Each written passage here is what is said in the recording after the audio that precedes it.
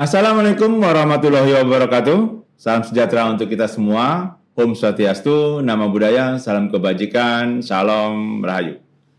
Sahabat Suara Metropolitan, ketemu lagi dengan saya Bung Surono di podcast Suara Metropolitan. Berita akurat terpercaya, fakta berbicara, bukti menjadi dalil.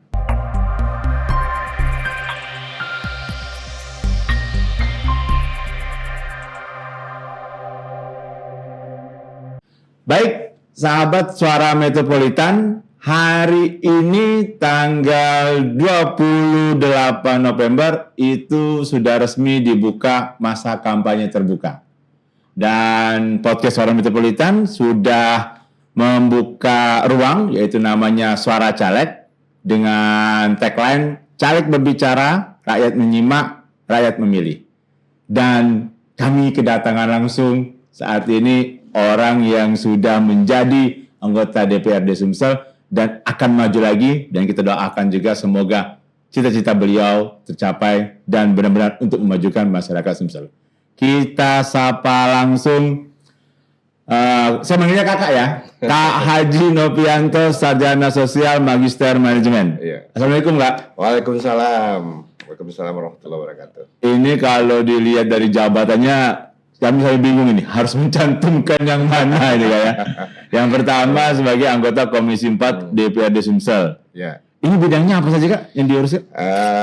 Kalau Komisi 4 itu terkait dengan persoalan infrastruktur pembangunan. Oke. Tapi bermitra juga terkait dengan persoalan perhubungan, lingkungan hidup, ya, energi sumber daya mineral, dan perencanaan pembangunan. Jadi memang beberapa OPD yang berkaitan dengan tugas pokok fungsi yang saya sampaikan tadi itu bermitra langsung dengan Komisi 4. Oke. Terus juga menjabat sebagai Wakil Ketua DPW Partai Nasdem Sumatera Selatan. Ya, betul. Ini pasti kerjanya lagi repot-repotnya ini. Lagi musim. Musim repot-repot ya. Hari ini memang start kampanye mulai ya. Start kampanye. Ya, sesuai dengan jadwal yang sudah ditetapkan oleh KPU. Oke. Kita langsung dulu Kak, saya mau sebagai anggota Komisi 4 dulu deh. Ya. Ya. Ini kan sudah merasakan 5 tahun menjadi anggota DPRD. Belum sampai. Baru mau 5 tahun. Ya. Masih banyak tidak Kak terasa tugas-tugas yang belum terselesaikan, yang harus diperjuangkan kembali? Banyak, sangat banyak. Sangat banyak. Ya. Apa Kak? Apalagi yang menyangkut persoalan-persoalan kepentingan masyarakat secara umum ya. Oke. Terkait dengan peningkatan infrastruktur. Benar. Ya, masyarakat ini kan berhak mendapatkan pembangunan yang memadai, jalan yang bagus. Ya. Terus kalau lagi musim-musim begini masyarakat ini saya kira ya tidak terdampak terlalu besar akibat banjir gitu ya. Benar. Nah, ini merupakan bagian daripada tugas-tugas yang harus kita selesaikan ya.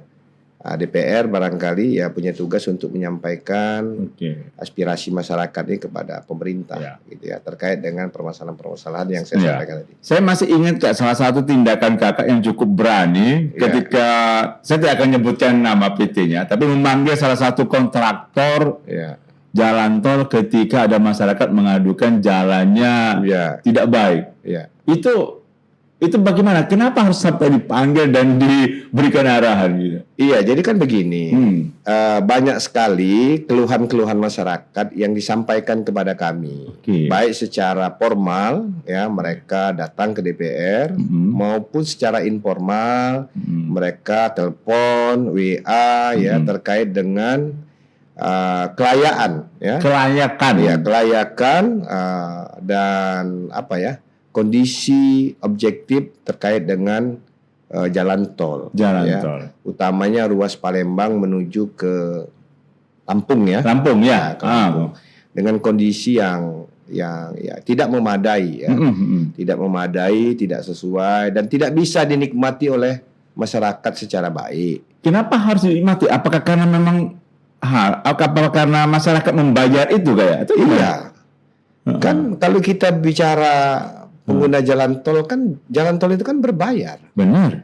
Artinya masyarakat dipungut. Iya. Ya, dipungut biaya untuk melalui atau melintas di ruas jalan itu. Nah, ketika masyarakat dipungut bayaran, tentunya masyarakat punya hak untuk mendapatkan pelayanan terbaik. Harusnya seperti itu. Benar. Dan masyarakat juga punya hak untuk menikmati jalan yang bagus. Dan yang lebih kita sayangkan dengan kondisi ruas jalan yang berlobang-lobang, yang tidak layak untuk dilalui, berakibat ada korban jiwa yang timbul ya. Kalau misalnya Mas Surono ya, ingat kejadian salah satu mahasiswa kedokteran ya Universitas Muhammadiyah yang meninggal akibat kecelakaan di ruas jalan itu salah satu penyebabnya itu. Jalan yang tidak memadai. Tidak memadai, karena begini, pada saat itu hampir di setiap ruas itu jalannya kan berlubang, ya kan? Dan ada di beberapa titik memang tidak dibantu dengan penerangan jalan yang memadai, ya kan? Nah, mungkin dalam kondisi mengendari kendaraan dalam kondisi kecepatan yang memang lumayan cepat lumayan lah ya, ya harus melalui lubang-lubang yang seperti itu ya. Nah, itu berakibat mungkin ya salah satu lah faktor penyebab terjadinya. Inilah tugas dan fungsi dari DPRD untuk memanggil kontraktor, dan apa yang dilakukan dengan kontraktor pada saat itu, Kak? Iya, jadi kami mewanti-wanti, kami panggil ya pengelola jalan tol termasuk beberapa vendor yang punya tugas untuk melakukan perawatan jalan itu.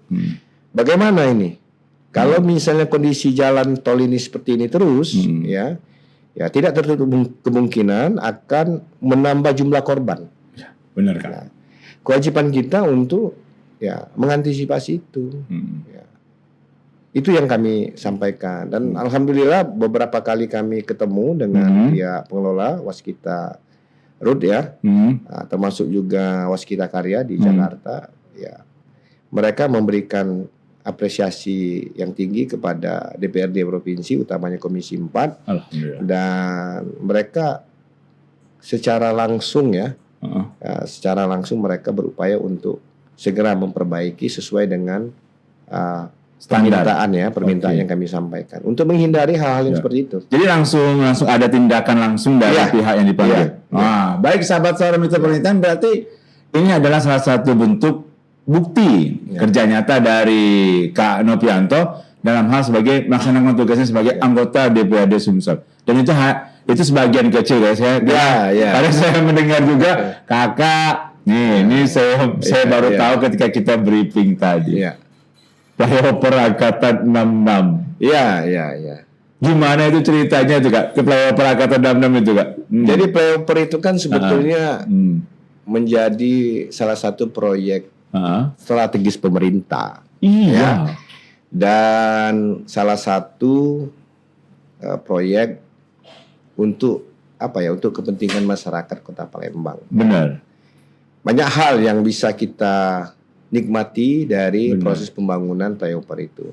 Yang pertama memang di lokasi flyover 66 itu tingkat kemacetannya tinggi. Sangat, Kak. Sangat tinggi. Dengan dibangunnya flyover diharapkan paling tidak bisa mengurai kemacetan yang ada di seputaran Angkatan 66. Itu yang pertama. Yang kedua, memang di titik lokasi 66 itu sangat sering terjadi kebanjiran.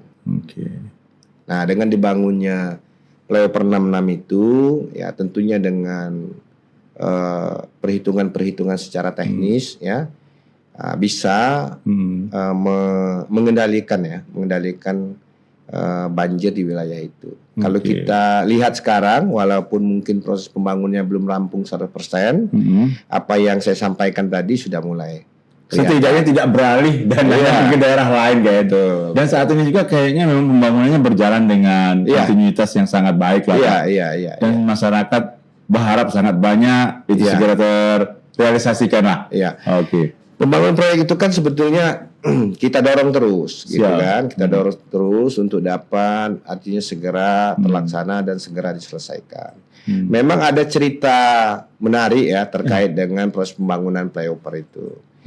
Jadi flyover itu kan sudah mangkrak hampir 2 tahun lebih. 2 tahun. Ya. Itu persoalannya di mana sih, Kak? Jadi kan begini, pada saat perencanaan pembangunan flyover itu memang ada skema ya kerjasama pemerintah pusat dengan pemerintah kota.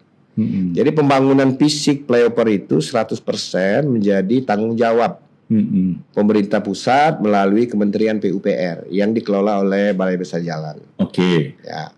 Sedangkan terkait dengan pembebasan lahan itu sepenuhnya menjadi tanggung jawab pemerintah kota. Oke. Nah, yang pada waktu itu kan kalau kita flashback ke belakang, dimulainya perencanaan pembangunan flyover itu ditandai dengan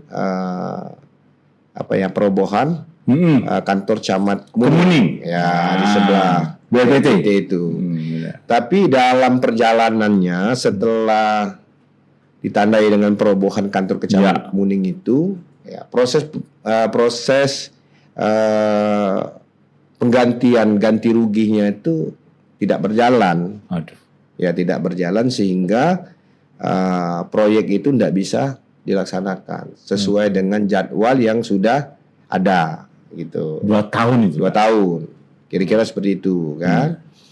Nah, yang mendasar sebetulnya setelah kami beberapa kali komunikasi dengan pihak Balai Besar Jalan selaku penanggung jawab pelaksanaan proyek itu, kenapa ini tidak bisa dilaksanakan? Ya, masalahnya itu tadi belum clear terkait dengan proses ganti rugi lahannya. Nah, ganti rugi lahan ini memang sepenuhnya itu menjadi tanggung jawab pemerintah kota. Pemerintah kota beralasan mereka tidak punya anggaran yang cukup. Balik lagi anggaran ini ya. Untuk melakukan ganti rugi lahan yang memang berkaitan langsung dengan proses pembangunan flyover itu.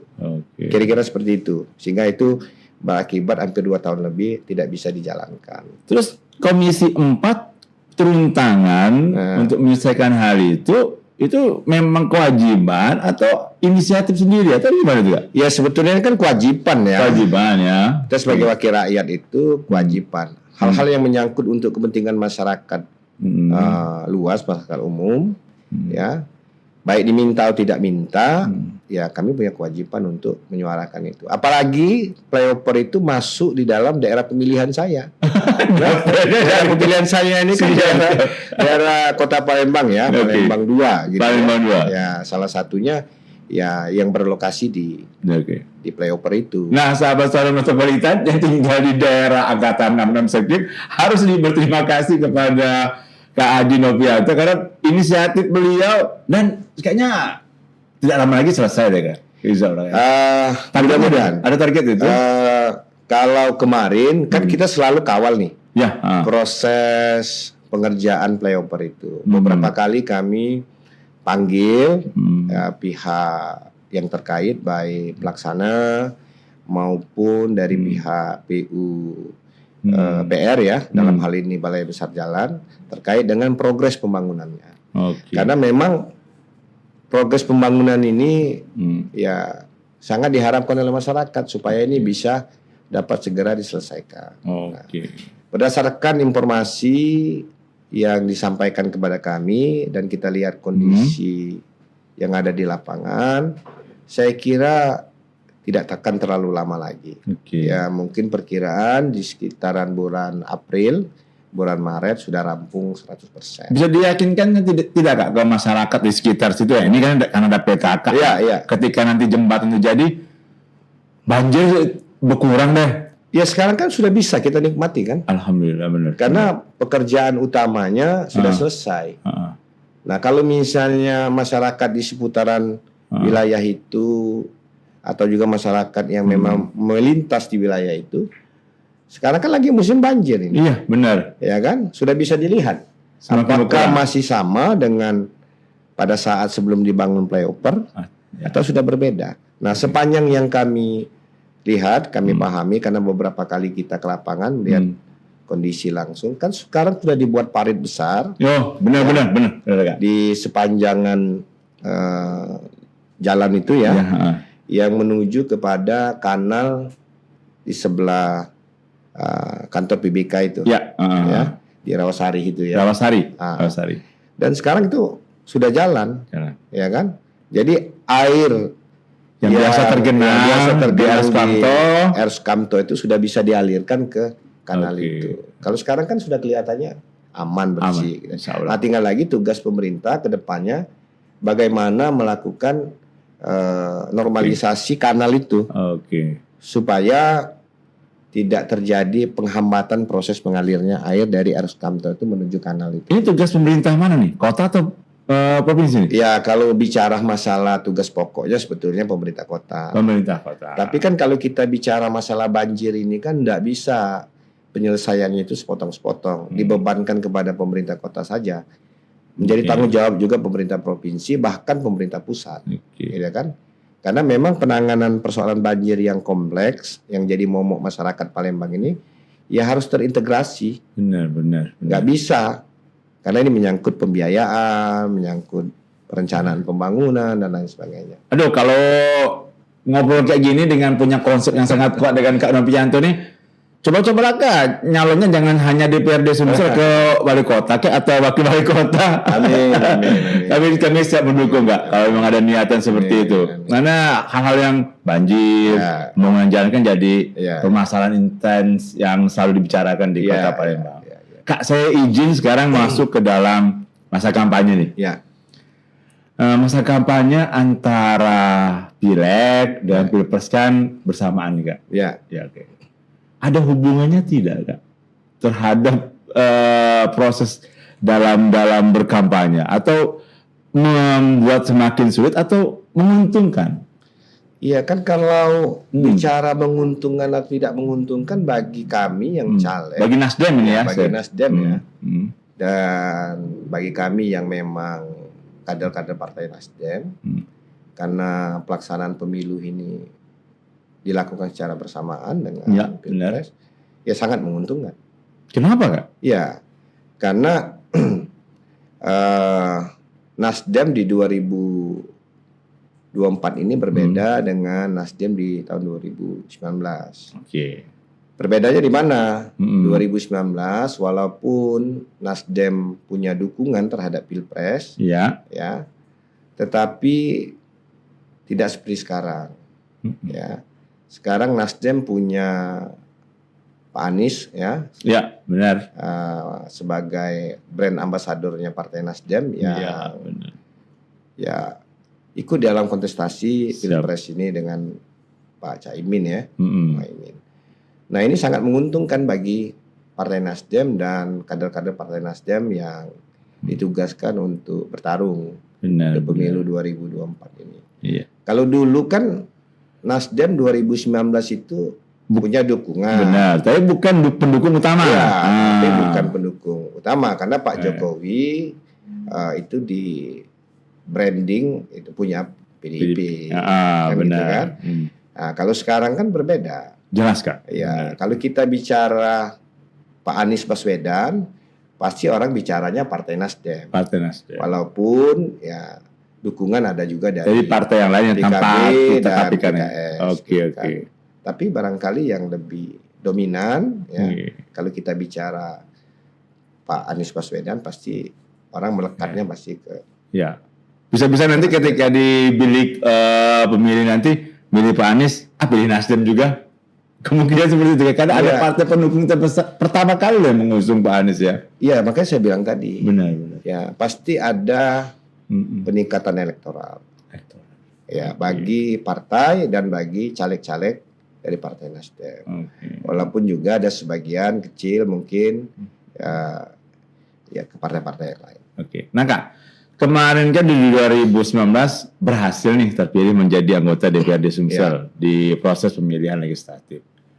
Ada strategi berbeda tidak Kak untuk di 2024 ini? Atau sama saja dengan di 2019? Iya, saya kira kan begini. Sebagai pribadi nih, sebagai caleg nih saya bertanya. Kalau strategi saya kira dalam sistem pemilu terbuka ini yang paling utama bagaimana kita mendekatkan diri kepada masyarakat. Ya, mendekatkan diri kan bermacam-macam. Turun ke bawah, hadir dalam setiap kegiatan masyarakat, gitu kan. Dan yang tak kalah penting itu tadi, karena memang kader Partai Nasdem utamanya ya yang akan mencaleg ya di 2024 ini ya punya tugas tambahan. Apa itu? Ya, tugas tambahannya untuk memenangkan pasangan Amin, Pak Anies Baswedan dan Caimin di dalam Pilpres 2024 ini. Waduh. Dan ini sudah menjadi garis perjuangan partai. Nah, itu yang harus diutamakan yang mana dulu nih Kak? Memperjuangkan diri sendiri dulu atau ke Pilpres dulu nih? Ya saya kira harus dilakukan secara bersamaan karena Pilpres dan Pileg itu kan dilaksanakan bersamaan. Beririsan ya? Iya, karena beririsan langsung. Oke. Ya. Jadi dua-duanya sambil ya bisa berjalan gitu ya. Untuk di tim kampanye Pilpres sendiri sebagai apa Kak? Ditunjuk? Saya bagian daripada tim kampanye daerah ya. Pasangan Amin yang sekarang ketuanya Pak Haji Fauzi Amro. Ya, Pak Fauzi Amro ini ketua pemenangan pemilu Partai Nasdem Sumatera 3. Ya. Nah izin nih Kak Fauzi Amro, Pak Haji. Kapan-kapan main ke podcast kami kita bicara khusus tentang bagaimana memenangkan pasangan dari Anies Baswedan dan Caimin. Ya.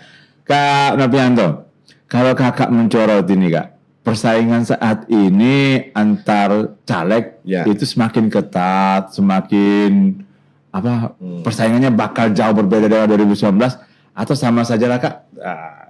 Atau memang ada hal-hal yang perlu diperhatikan secara khusus? Ya saya kira kalau terkait dengan kontestasi pemilu ya, utamanya Pileg, utamanya lagi di dapil kami ya, karena kan sudah ditetapkan kuota kursi kan 7. Nah, 7. Ya saya kira kalau kompetisi sih biasa-biasa saja, ya kan. Apalagi kita sudah punya pengalaman empiris ya, 2019 yang lalu ya. Saya kira ya kita biasa-biasa saja, santai-santai saja kan. Artinya santai-santai dalam pengertian tidak perlu yang terlalu ya yang penting bagaimana kita memberikan keyakinan kepada masyarakat ya melalui pendekatan personal approach yang kita lakukan ya bahwa kita ini masih layak. Masih layak ya untuk mewakili masyarakat utamanya di daerah pemilihan. Gitu kan. Nah, untuk sebagai wakil ketua DPW Partai Nasdem Sumsel nih, ada target khusus tidak Partai Nasdem Sumsel untuk Pileg di 2024 nanti? Ya kalau target kita harus jadi ketua DPR, harus jadi pemenang pemilu. Amin. Ya di Sumatera Selatan itu target. Ya target utama ya. Tapi kan minimal target kita ya mudah-mudahan dari dapil yang sudah ditetapkan oleh KPU ya Nasdem bisa terisi semua kursinya. Jadi kalau misalnya dapil itu terisi semua, berarti Nasdem ya dapat 10 kursi. Kalau 10 kursi itu kan berarti ada peningkatan ya yang signifikan. Karena di pemilu 2019 yang lalu Nasdem dapat 6 kursi. 6 kursi. Ya. Tapi sudah bisa membentuk satu fraksi itu kayak fraksi. Ya, karena kan minimal satu fraksi itu 5. 5 ya. Jadi Nasdem sudah fraksi sendiri. Baik, ini berarti di ujung podcast ini selamat berjuang Kak. Semoga apa yang diperjuangkan baik di Pilpres, di Pileg, termasuk juga belum selesai menunaikan tugasnya sebagai anggota DPRD Sumsel. Sahabat Suara Metropolitan, sebenarnya saya mengenal Kak Novianto ini sudah sangat lama sih, karena kebetulan 2 anak beliau waktu saya mengajar di salah satu sekolah, saya sempat menjadi wali kelasnya.